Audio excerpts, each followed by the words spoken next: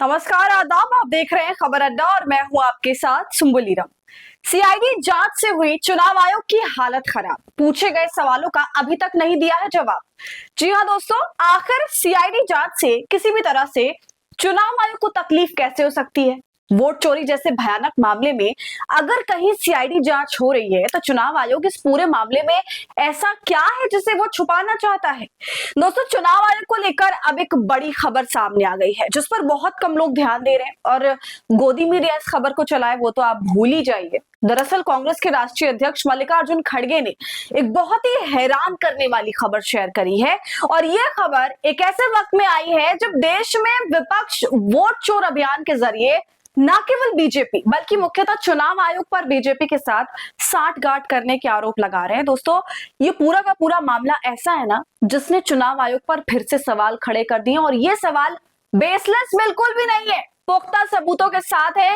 इन सवालों को खड़ा किया गया है और इसमें अब सीबीआई भी जुड़ी हुई है क्योंकि मामला बहुत आगे तक बढ़ चुका है। पूरी जानकारी आपको इस वीडियो में दूंगी तो आप अंत तक जरूर बने रहिएगा, तभी आपको सारा माजरा समझ आएगा। तो चुनाव आयोग का काम आप सभी जानते हैं क्या होता है। चुनाव से जुड़ा हुआ वो जो भी काम करता है उसमें चुनाव आयोग से ये उम्मीद की जाती है कि वो निष्पक्षता से और सही ढंग से काम करे। मगर चुनाव आयोग ने एक साथ 6000 लोगों के नाम काट डाले और इसके लिए बड़ा फर्जीवाड़ा किया। वो ये कि वो नाम को काटने के जो आवेदन आए वो उसके फॉर्म लोगों ने खुद तो भरे ही नहीं बल्कि किसी और ने भर दिए और नाम कट गए। और जब मामला सामने आया तो अब बवाल मच गया है। जी हाँ, इस खबर को द हिंदू के अखबार में ब्रेक किया गया है, पूरा एक आर्टिकल छप गया है इस मामले को लेकर। उसकी तस्वीर आप अपनी स्क्रीन पर देख सकते हैं। अब दोस्तों, माजरा क्या है, क्या क्या हुआ और ये कब का मामला है, इसके लिए थोड़ा सा पीछे जाना पड़ेगा 2023 में। तो यहां से आप ये भी समझ सकते हैं कि सबूत तो अब सामने आ रहे हैं मगर गड़बड़ी कब से चल रही है। दोस्तों, कर्नाटक की आलंद विधानसभा सीट पर कांग्रेस के दिग्गज नेता बीआर पाटिल चुनाव की तैयारी कर रहे थे। तभी खबर आई कि उनके इलाके में वोटर्स के नाम अचानक गायब हो गए। यानी कि लोग जिंदगी पर वोट डालते रहे और अचानक एक दिन उन्हें पता चला कि अब वो वोटर ही नहीं रहे। वाह भाई, बिना पूछे बिना बताए उनका नाम लिस्ट से कट गया। ये नाम कट रहे थे फॉर्म 7 के जरिए जो वोटर का नाम हटाने के लिए इस्तेमाल होता है। अब मजेदार बात यह है कि ये फॉर्म खुद वोटर ने भरे ही नहीं थे। मामला तब पकड़ में आया जब एक बूथ लेवल ऑफिसर को अपने ही भाई का नाम हटाने का फॉर्म मिला और भाई साहब का कहना था कि हमने तो जीवन में कभी ऐसा आवेदन किया ही नहीं। समझ रहे हैं आप दोस्तों? अब सोचना पड़ेगा, जब अपने ही भाई का नाम इस तरह से गायब हो सकता है तो बाकी वोटर्स की क्या हालत हुई होगी।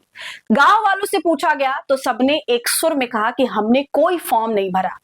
तब जाकर मामला गर्मा गया। आलंद की रिटर्निंग ऑफिसर ममता देवी ने 21 फरवरी 2023 को पुलिस में शिकायत दर्ज कराई और देखते ही देखते केस सीधा सीआईडी के पास चला गया। अब बात यही खत्म नहीं होती, चुनावी गणित भी बड़ा दिलचस्प है। 2018 में इसी आलंद सीट पर बीआर पाटिल सिर्फ 697 वोटों से चुनाव हारे थे। 2023 में वही पाटिल 10,348 वोटों से चुनाव जीत गए। खुद पाटिल का कहना है कि अगर समय रहते इस फर्जीवाड़े को रोका ना गया होता तो उनकी जीत नामुमकिन थी। यानी मामला सिर्फ वोटर लिस्ट का नहीं था, मामला सीधे चुनावी नतीजे पलट देने का था। दोस्तों, सीआईडी की जांच आगे बढ़ी तो पता चला कि ये सारे फर्जी फॉर्म चुनाव आयोग की अपनी डिजिटल सर्विस के जरिए भरे गए। जी हाँ, national voter service portal, voter helpline app और गरुड़ ऐप के जरिए। यानी सिस्टम वही, फर्जीवाड़ा भी वही, गेम समझते जाइए। दोस्तों, फिर सीआईडी को चाहिए था चुनाव आयोग से डेटा जैसे IP logs, date, time, device की जानकारी, ये सब पता चल सके ताकि फॉर्म जो भरे गए वो आखिर कहां से भरे, किसने भरे, ये सब पता लग जाए। लेकिन यहीं पर से खेल जो है पूरा बिगड़ गया। जनवरी से अप्रैल 2025 तक सीआईडी ने 7 पत्र भेजे, उससे पहले 5 और भेजे जा चुके थे। लेकिन मजाल है कि साहब की परमिशन के बिना ज्ञानेश कुमार या चुनाव आयोग में बैठा कोई भी अधिकारी कोई कदम उठा ले तो चुनाव आयोग ने एक बार भी जरूरी डेटा मुहैया नहीं कराया। सीआईडी ने तो 3 सीधे सवाल पूछे थे कि क्या इन एप्स में ओटीपी या मल्टी फैक्टर ऑथेंटिफिकेशन की सुविधा है और अगर ऐसा है तो ये फॉर्म अपलोड करने तक क्यों नहीं लागू की गई और आखिर ओटीपी किस नंबर पर जाता है, लॉगिन वाले पर या फिर फॉर्म में दिए गए नंबर पर। लेकिन चुनाव आयोग ने तो भाई चुप्पी साध ली। अब सोचिए, अगर दूध का दूध और पानी का पानी करना है तो जवाब देने में दिक्कत कैसी। और यहाँ पर तो विपक्ष नहीं बल्कि सीआईडी खुद सवाल कर रही है तो इन सवालों से चुनाव आयोग भाग तो नहीं सकता ये कहकर कि बेसलेस सवाल हैं, स्टैंप पेपर पे लिख के दीजिए, या फिर इसमें भी किसी की माता बहन बेटी की इज्जत जा रही थी जो जानकारी नहीं दी जा रही है। और अब जब कोई जानकारी नहीं दी गई तो फिर जांच वही अटक गई। द हिंदू अखबार ने भी इस मामले पर रिपोर्ट छापी है दोस्तों। ईमेल किए, रिमाइंडर भेजे, लेकिन कोई भी प्रतिक्रिया नहीं मिली।